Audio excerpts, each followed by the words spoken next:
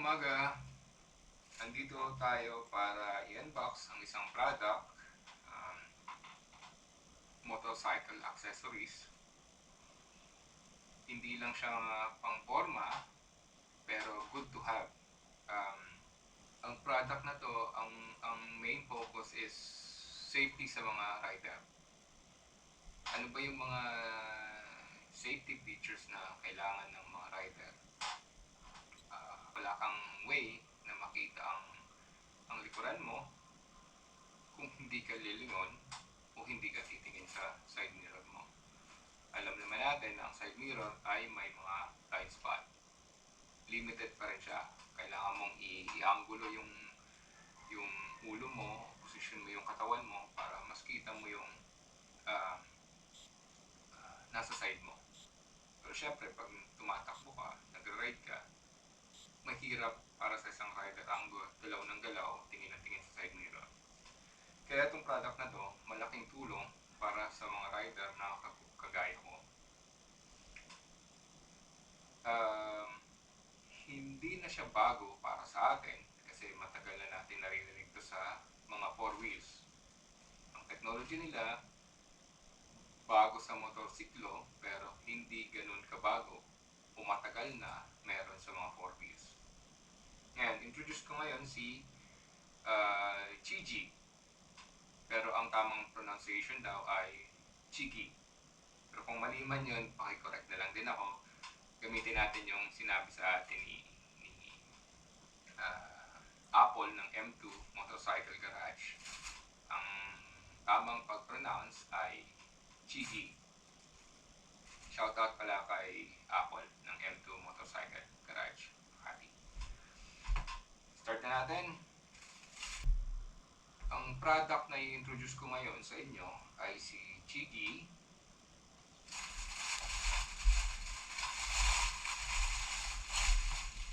Ito si Chigi.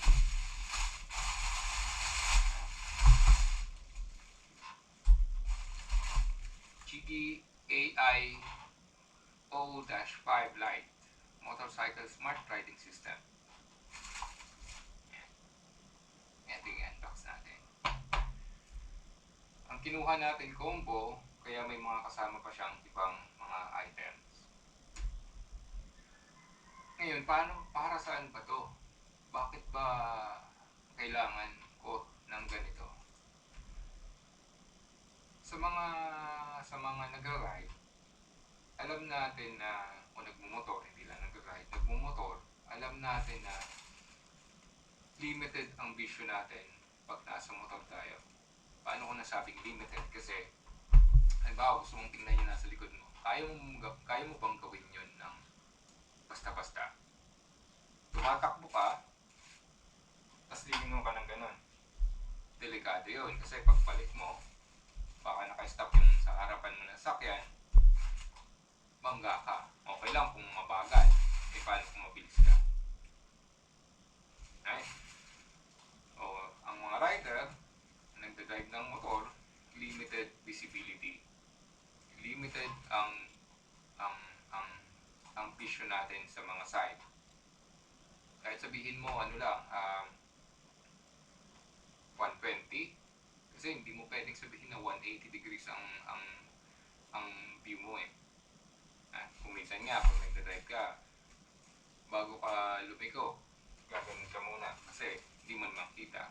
Sa side mirror mo, hindi mo rin kita. Ngayon, ang galing na nakaisip ito kasi matagal ko nang gustong mag-set up ng camera lang. Camera na pwede kong i-display sa phone ko yung video para kita ko yung likod. Kita ko yung likod. Bago man ako lumipat ng lane, kumaliwa, kumanan, kita ko na may sasakyan sa likod o at least sa side ko, dun sa mga blind spot. Kaya ito, dumating to si Chigi, in-introduce nila itong Motorcycle Smart Riding System. Ang brand nito model nito ay AIO-5. Pwedeng pa-correct na lang din kasi pwedeng A10-5. para sa akin, AIO-5 Lite.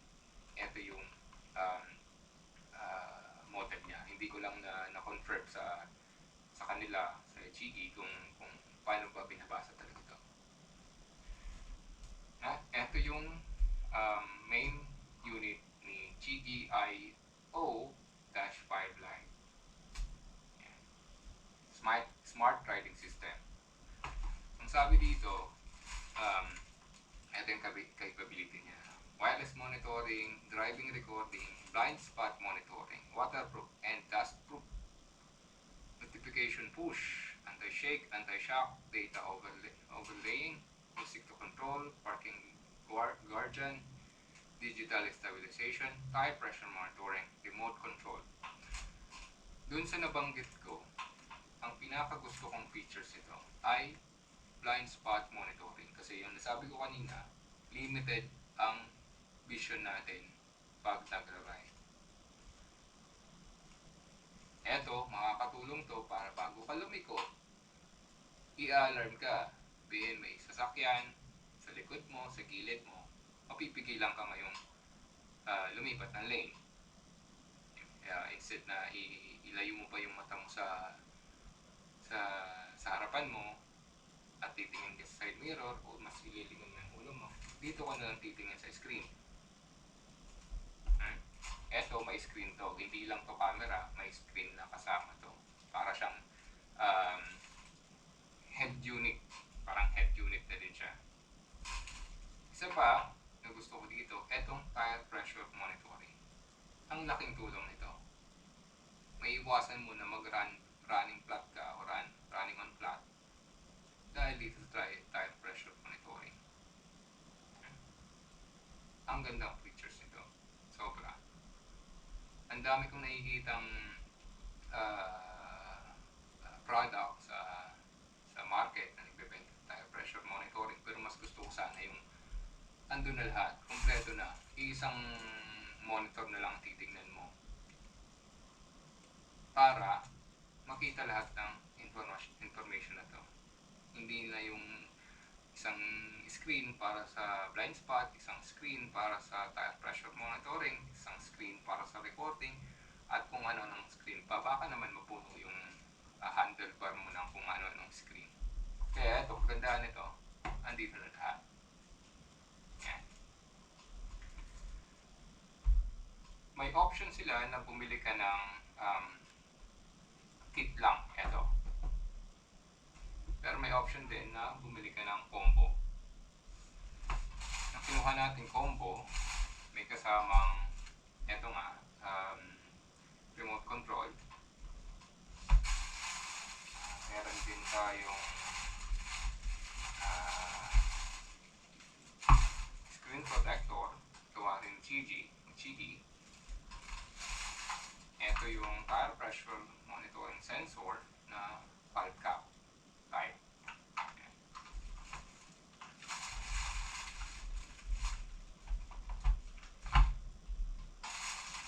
At may kasama siyang SD card. Yan. Hindi ka nabibili ng walay na SD card. Tapos, bumili rin ako ng extra na mount.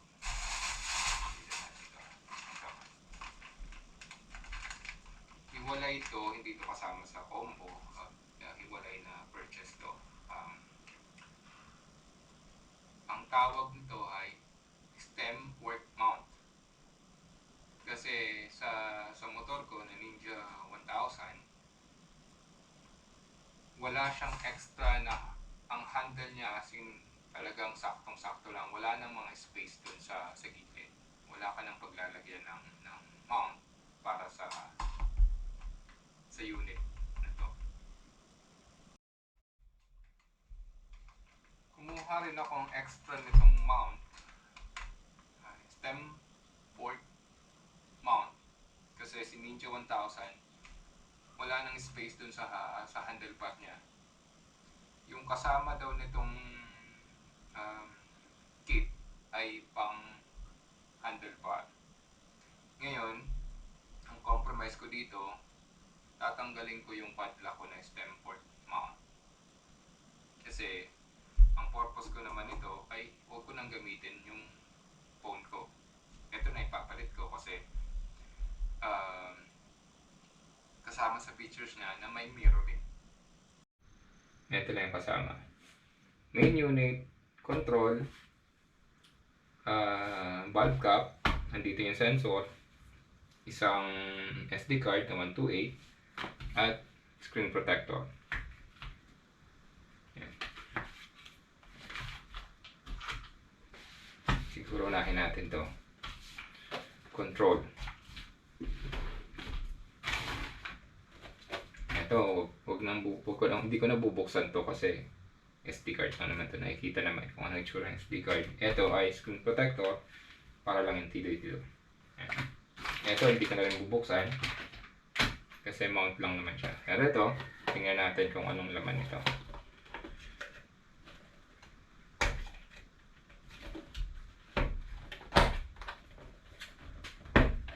Ano ba to?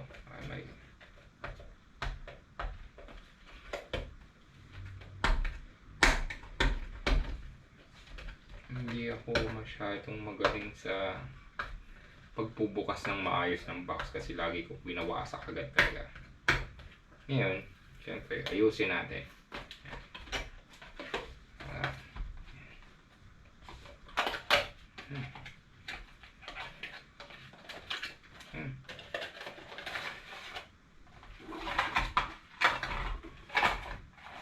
CG Pro, CG Remote Control Pro. Manual, may wrench, lock, mount din kasi kailangan mong i-mount sa motor mo. At ito mismo yung unit. Build quality, ang ganda. Ang ganda.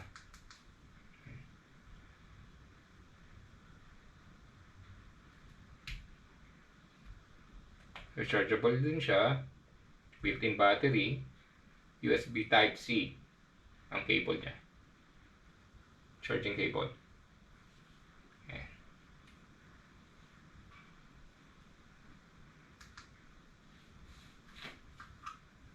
May LED siya dito sa taas. May indicator pero yung hindi ko alam kung umiilaw yung mga buttons pero parang hindi. Ulit natin. Sumunod, ito si TPMS. Valve sensor. Tire pressure, tire temperature. So, hindi lang pala pressure, pati temperature mini-measure niya. Buksan na natin.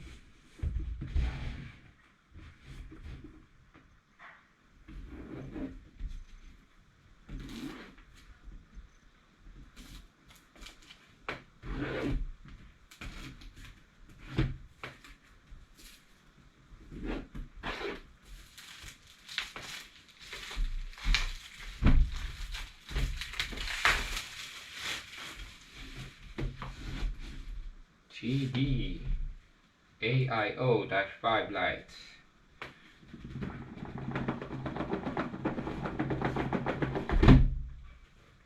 Ganda ng box, oh.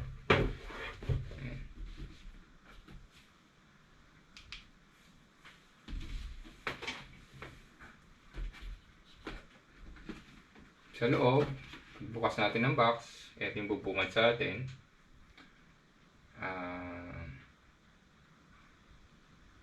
Welcome. Quick start. Ayan, quick start. Yan yung unang nasa box. Ayan, quick start.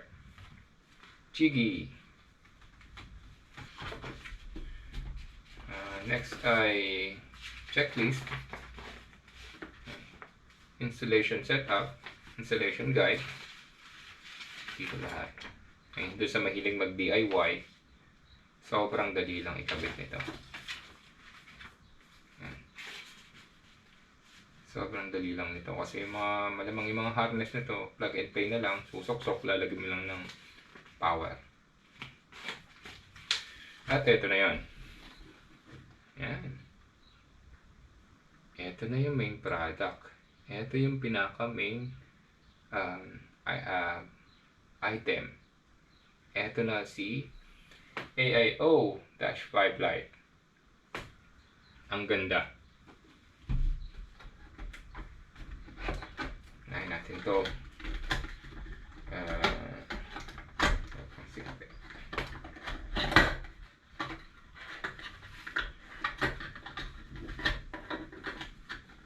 Natin to.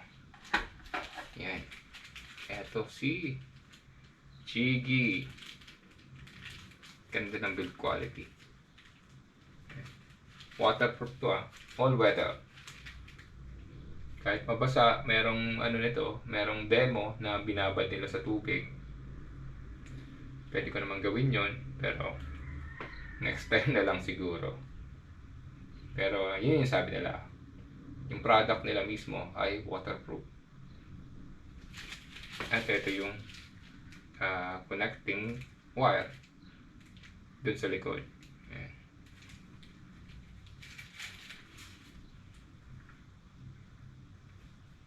Ganda. Ganda, sobra. Ayan. Motor ni Kamoto PH ay powered na ni Chigi. Hindi ko na kailangan maglagay ng phone sa motor. Kasi dito, pwede ko siyang i-CarPlay, Apple CarPlay. Dito na magkocontrol ng phone ko. Yung phone ko nasa bag ko na lang, nasa bulsa. Dito na lahat.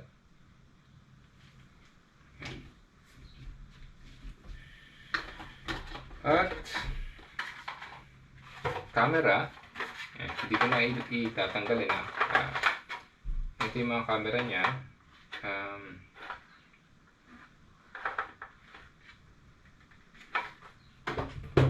Ano pang nakalagay sa alam ko HD yata itong camera nila 1080p. Yan. Dalawa, front and back yung camera nyo. Syempre ang pangat naman kung harapan lang o kaya likod lang. Kasi ang purpose nito hindi lang pang detect, built-in recording siya. Yun yung pang isang gamit nito. Kung nakapark yung sasakyan mo, magre-record siya. Kung may nagalaw, may sensor kasi ito may shock sensor. Yeah. Pero i-recheck ko yung specs nito. Gagawa ko ng additional video para dito, para naman sa technical specification ito. So yan, ito, dalawang camera, front and back. At ito yung cable niya na ikakabit mo dun sa unit, sa head unit. Tatawagin ko na lang itong head unit kasi parang head unit naman talaga ang itsura niya. Tapos sa loob pa ng box, ito,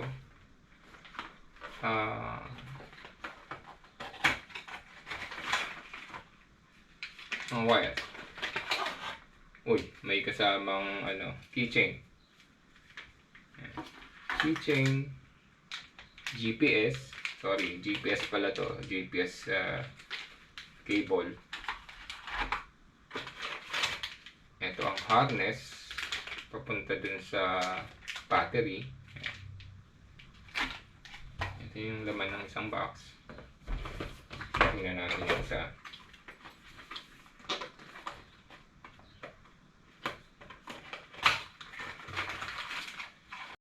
Yung isang box, ang laman ay stickers at strap.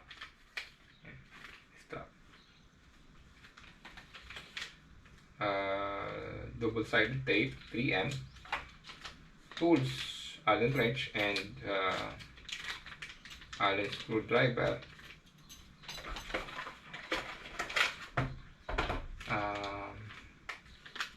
Wire top.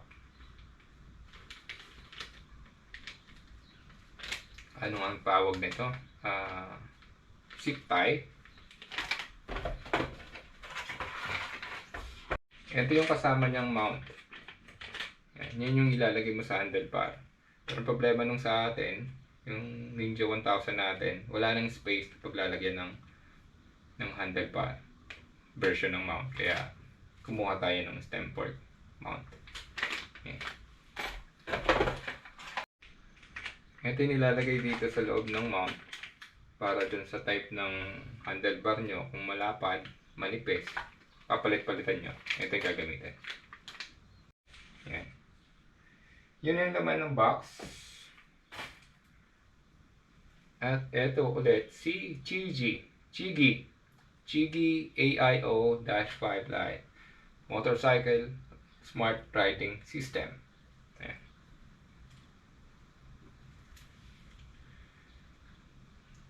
Kung may question kayo about sa product ni Chigi, meron silang FB page, Chigi Philippines.